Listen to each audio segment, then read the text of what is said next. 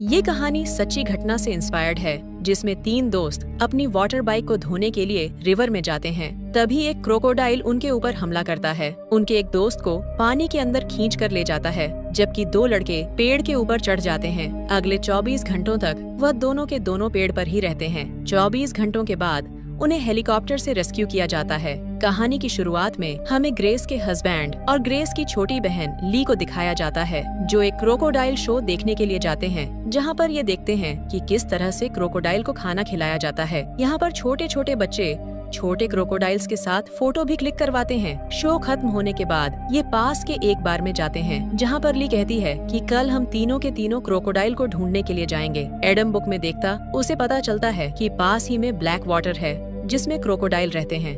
ये black water में crocodile को देखने के लिए बहुत ज्यादा एक्साइटेड होते हैं। यहाँ पर ग्रेस अपना प्रेगनेंसी टेस्ट भी करती है, जो कि पॉजिटिव आता है, यानी कि बहुत जल्दी वह मां बनने वाली है। पर ये बात वो अपने हस्बैंड एडम को नहीं बताती। अगले दिन ये तीनों के तीनों ब्लैक वाटर के पास पहुँच जाते हैं, लेकिन इन्हें पहुँचने में देर हो गई होती है, क्योंकि जो फिशिंग बोट होती है अब तक वो जा चुकी है। लेकिन यहाँ पर एक और गाइड होता है। वो कहता है कि मैं तुम्हें ले चलूंगा। ये बहुत दूर आए होते हैं, इसीलिए ये उसकी बात मान जाते हैं। गाइड अपने पास एक रिवॉल्वर रखता है और इन तीनों को अपने साथ ब्लैक वाटर रिवर में ले जाता है। इनका फिशिंग का भी प्लान होता है। एक जगह ये रुक जाते हैं, जहाँ पर गाइड इन्हें बताता है कि अब इस रिवर में क्रोकोडाइल्स नहीं बचे। पहले यहाँ पर क्रोकोडाइल्स हुआ करते थे। ये तीनों के तीनों अब यहाँ पर मछली पकड़ना शुरू कर देते हैं, और तभी बोट से कुछ टकराता है, जिससे सब के सब डर जाते हैं। गाइड जब चेक करता है तो खाली एक डिब्बा होता है, जो बार बार बोट से टकरा रहा था। उस डिब्बे को बाहर निकालता है, जिसके बाद ये एक बार फिर से फिशेस को पकड़ने की कोशिश करते हैं, लेकिन इनके कांटे में एक भी फिश नहीं फंसती। और अब गाइड इन्हें और भी अंदर ले जाता है, जहाँ पर ये मछली पकड़ने की कोशिश कर रहे होते हैं। और तभी एडम के कांटे में कुछ फंस जाता है। ली उसकी फोटो खींचती है। उसे पानी में कुछ अजीब सा दिखा होता है, पर इससे पहले कि वो कुछ समझ पाती, एक क्रोकोडाइल पानी से निकलकर इनकी बोट को पलट देता है। ये सब के सब घबरा जाते हैं। आसपास बहुत सारे पेड़ होते हैं। एडम अपनी वाइफ ग्रेस को जल्दी से पेड़ पर चढ़ाता है, क्योंकि उसे एहसास हो चुका है कि आसपास बहुत खतरा है। लेकिन ली अब भी बोट के नीचे होती है। वहीं ग्रेस को टूरिस्ट गाइड की लाश दिखती है, जो देखकर वो डर जाती है। वो एडम को जल्दी से पेड़ पर आने के लिए कहती है। एडम उसकी बात मानकर पेड़ पर आ जाता है, जिससे वो मगरमच्छ से बाल बाल बच जाता है। और ली, जो अब तक बोट के नीचे थी, वो बोट के ऊपर चढ़ जाती है। क्रोकोडाइल उसके आसपास ही होता है, जो जोर जोर से बोट को हिलाना शुरू कर देता है, ताकि ली नीचे गिर जाए। पर इससे पहले कि वह ऐसा कर पाता, ग्रेस और उसका हस्बैंड एडम पानी को जोर जोर से हिलाना शुरू कर देते हैं, जिस वजह से क्रोकोडाइल वहाँ से टूरिस्ट गाइड की बॉडी को लेकर चला जाता है। और अब ली के पास यही मौका है कि वह पेड़ पर आ सकती है।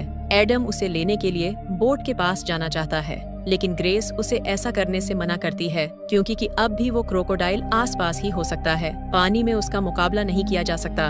वहीं ली के पास बोट पर एक रस्सी होती है, जिसे ग्रेस देख लेती है। वो ली से कहती है कि रस्सी को हमारी तरफ फेंको, ताकि हम तुम्हें बोट के साथ यहाँ पर खींच लें और बोट को सीधा करके तीनों के तीनों यहाँ से निकल जाएं। ली उनकी तरफ रस्सी फेंक है, जो उनके आसपास ही गिरती है। और अब एडम धीरे धीरे कांपते हुए हाथों से पानी से उस रस्सी को निकालता है, लेकिन जब वो रस्सी खींचता है तो रस्सी कहीं पर फंसी हुई होती है, जिसका मतलब ये है कि यह बोट को अपनी तरफ नहीं खींच सकते। और अब ली के पास कोई रास्ता नहीं है, उसे पानी से होकर ही भेड़ तक पहुंचना होगा। एडम कहता है कि तैर कर मत आना, अगर तुम तैर कर आई तो पानी हिलेगा और मगरमच्छ तुम तक पहुंच जाएगा। ली इसके बाद ऐसा ही करती है। वह धीरे धीरे पानी में आगे बढ़ना शुरू कर देती है, लेकिन जब वह बीच में पहुंचती है तो बहुत ज्यादा डर जाती है, इसीलिए तैरना शुरू कर देती है। उसकी किस्मत अच्छी होती है कि आसपास वह क्रोकोडाइल नहीं होता, और अब वह अपनी सिस्टर ग्रेस और अपने ब्रदर इन लॉ एडम के पास पहुंच चुकी है। लेकिन अब भी इनकी मुसीबतें कम नहीं हुई, क्योंकि यहाँ से निकल पाना बहुत मुश्किल है। ये ऐसी जगह पर नहीं है जहाँ से आम बोट्स गुजरती हो। ग्रेस कहती है कि कोई न कोई हमें ढूंढने के लिए आएगा। एडम कहता है कि ऐसा कुछ नहीं होगा, क्योंकि किसी ने हमें यहाँ पर आते हुए नहीं देखा, ना ही किसी को पता है कि हम यहाँ पर आए हैं। इसीलिए यहाँ से निकलने का सिर्फ एक ही रास्ता है। हमें किसी भी कीमत पर उस बोट तक पहुँचना होगा, उस बोट को सीधा करना होगा, तभी हम यहाँ से निकल सकते हैं। लेकिन यह इतना आसान नहीं है, क्योंकि पानी के अंदर मौत इनका इंतजार कर रही है। ग्रेस और ली को अब भी लगता है कि कोई न कोई आसपास जरूर होगा, इसीलिए वो जोर जोर से चिल्लाना शुरू कर देती है। लेकिन जल्दी उन्हें समझ में आ जाता है कि यहाँ दूर दूर तक कोई भी नहीं है। साथ ही बहुत सारे मॉस्किटोज भी आसपास होते हैं, जिससे मलेरिया डेंगू होने का खतरा है। लेकिन ग्रेस के पास एक स्प्रे होता है, जिस स्प्रे को ये अपनी बॉडी में लगाते हैं, जिस वजह से मच्छर इन्हें नहीं काटते। कुछ देर के लिए इन्हें राहत मिल जाती है कि जेब में उसका फोन भी होता है, लेकिन पानी में कूदने की वजह से वो डेड हो चुका है। यहाँ पर एडम के पास उसकी जेब में एक चाकू होता है, जिसे वो निकाल लेता है और तभी पानी में कुछ हलचल होती है, लेकिन पानी इतना ब्लैक होता है कि ये पानी के अंदर कुछ नहीं देख सकते।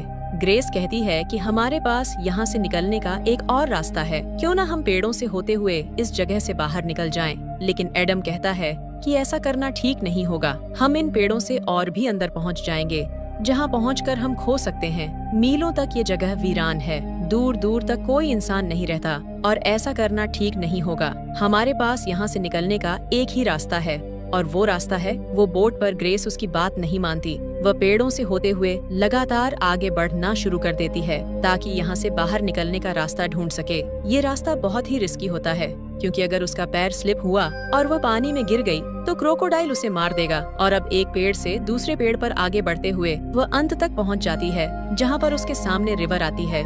इसका मतलब ये है कि यहाँ से निकलने के लिए इनके पास एकमात्र वही बोट है जो इनसे कुछ ही दूरी पर है, जिसे सीधा करके इन्हें निकलना होगा। ग्रेस अब वापस जाना शुरू कर देती है और तभी उसे रास्ते में पानी के ऊपर उसी गाइड का कान दिखता है जो इन सबको यहाँ पर लाया था, जो देखकर वो बहुत ज्यादा डर जाती है और जल्दी वह एडम और ली के पास पहुँच जाती है। वो उन्हें बताती है कि आगे भी रिवर है और अब इनके पास वही प्लान है जो एडम ने इन्हें बताया था, यानी कि इन्हें बोट को सीधा करना होगा। लेकिन ग्रेस और ली इसके लिए तैयार नहीं है। वह कहते हैं कि हमें यहाँ पर इंतजार करना चाहिए, जरूर कोई न कोई बोट यहाँ से गुजरेगी। एडम को इनकी बात माननी पड़ती है और अब इनके पास जो स्प्रे होता है जिससे अब तक ये मॉस्किटोज से बच रहे थे, वो पानी में गिर जाता है। एडम के सब्र का बांध टूट जाता है और वह फैसला करता है कि वह पानी में उतरेगा। वह धीरे से पानी में उतरता है और बहुत आहिस्ता आहिस्ता पानी में आगे बढ़ता हुआ वो बोट तक पहुंच जाता है। वो बोट को सीधा कर देता है, जो देखकर ग्रेस और ली खुश हो जाती है। लेकिन तभी पानी के अंदर से क्रोकोडाइल एडम को नीचे खींच लेता है। दरअसल क्रोकोडाइल ने उसकी आहट को सुन लिया था और अब क्रोकोडाइल ऊपर आता है। उसने एडम को मार दिया है, जिससे ग्रेस को गहरा सदमा लगता है। वह पूरी तरह से खामोश हो जाती है। उसने अब तक एडम को नहीं बताया था कि वह पिता बनने वाला है। एडम की बॉडी को क्रोकोडाइल अपने साथ पानी के अंदर ले जाता है। कुछ देर के बाद अपने आप को ग्रेस संभालती है। दरअसल एडम ने बोट को सीधा कर दिया है और अब किसी तरह से इन्हें रस्सी से उस बोट को अपनी तरफ खींचना है। ग्रे अपने आप को संभालते हुए नीचे जाती है और एक लकड़ी से पानी के अंदर गिरी हुई रस्सी को बाहर खींचने की कोशिश करती है, ताकि यह उस रस्सी से बोट को अपनी तरफ खींच सके, क्योंकि रस्सी का जो दूसरा सिरा होता है वह बोट पर बंधा हुआ है। लेकिन तभी उसे पानी में कुछ हलचल महसूस होती है। वह समझ जाती है कि क्रोकोडाइल उसकी तरफ आ रहा है, इसीलिए वह पेड़ के ऊपर चढ़ जाती है। लेकिन तभी पानी के अंदर से क्रोकोडाइल एक ऊंची जंप लगाता है। दरअसल वह ग्रेस को पानी के अंदर खींचना चाहता है। इसकी उम्मीद इन दोनों ने नहीं की थी। ग्रेस की किस्मत अच्छी होती है कि उसकी जान बच जाती है। ये क्रोकोडाइल बहुत ही खतरनाक है। अब क्योंकि क्रोकोडाइल ऊपर आ गया होता है, इसीलिए एडम की बॉडी भी ऊपर आ जाती है, जिसे देखकर इन दोनों को बहुत दुख होता है। साथ ही जैसे जैसे वक्त बीत रहा होता है, बोट इनसे धीरे धीरे दूर जा रही है, क्योंकि पानी में लगातार हलचल है। पूरी रात ये दोनों उसी पेड़ पर गुजारते हैं। सुबह होने पर ये देखते हैं कि बोट इनसे कुछ दूर जा चुकी है। कई घंटों से इन दोनों ने पानी नहीं पिया, इसीलिए दोनों के दोनों प्यासे भी हैं। और अब ये दोनों के दोनों पेड़ों से आगे बढ़ते हुए बोट के पास जाने की कोशिश करते हैं। लेकिन एक जगह ऐसी आ जाती है जहाँ पर इन्हें पानी पर उतर नहीं होगा। ये दोनों के दोनों बहुत आराम से पानी के अंदर उतर जाते हैं और तभी इनके सामने क्रोकोडाइल आ जाता है। ये दोनों वापस पेड़ पर चढ़ने की कोशिश करते हैं, लेकिन क्रोकोडाइल ग्रेस को पकड़ लेता है, पर वह हार नहीं मानती। वो क्रोकोडाइल सेट करते हुए पानी के ऊपर आ जाती है। ली उसका हाथ खींचकर उसे पेड़ पर ले आती है, पर क्रोकोडाइल ने ग्रेस के पैर को बुरी तरह से जख्मी कर दिया है। ली उसके पैर पर कपड़ा बांध देती है। तभी इनसे कुछ दूरी पर एक बोट गुजरती है। ली जोर जोर से चिल्लाती है, लेकिन इंजन की वजह से वो ली की आवाज को नहीं सुन पाते और वहाँ से निकल जाते हैं। ली को पता है कि उसे अपनी बड़ी सिस्टर ग्रेस को जल्द से जल्द यहाँ से निकालना होगा, क्योंकि उसके पैर से बहुत ज्यादा खून बह रहा है और अगर उसे मेडिकल फैसिलिटी नहीं मिली तो उसका बचना नामुमकिन है। और अब वह अपना दिल पक्का करके पानी के अंदर उतर जाती है।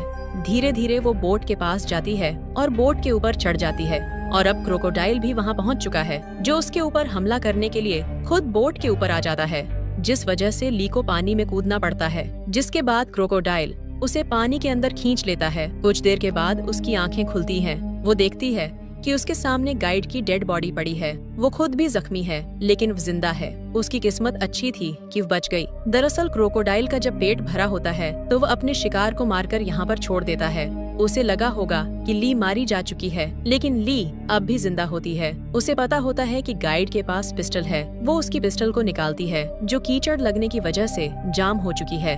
सबसे पहले वो गन को साफ करती है और इसके बाद वह एक हाथ का इस्तेमाल करके पानी हिलाती है ताकि क्रोकोडाइल वहाँ पर आ जाए और वह उसे शूट कर दे। क्रोकोडाइल उसके पीछे से आता है। ली को पता चल जाता है। वो उस पर फायर करना चाहती है, लेकिन उसकी किस्मत उसका साथ नहीं देती, क्योंकि पिस्टल एक बार फिर से जाम हो चुकी है और अब उसे अपनी जान बचाने के लिए पानी में भागना पड़ता है। क्रोकोडाइल भी उसके पीछे होता है और अब क्रोकोडाइल उसे मारने वाला है। वो बार बार पिस्टल के ट्रिगर को दबा रही होती है। पिस्टल जाम है, लेकिन तभी अचानक से गोली चल जाती है, जिससे क्रोकोडाइल का खात्मा हो जाता है। क्रोकोडाइल अब मारा जा चुका है। वो जल्दी से पेड़ के ऊपर आती है, जहाँ पर उसकी बड़ी सिस्टर ग्रेस है, लेकिन अब तक ग्रेस की मृत्यु हो चुकी है। उसने अपने ब्रदर इन लॉ और अपनी सिस्टर दोनों को खो दिया, जिससे ली बहुत दुखी होती है। इसके बाद वो अपनी सिस्टर की डेड बॉडी को बोट पर रखकर यहाँ से निकल जाती है। और इसी के साथ यह कहानी यहीं पर खत्म हो जाती है। उम्मीद करते हैं कि यह कहानी आपको पसंद आई होगी।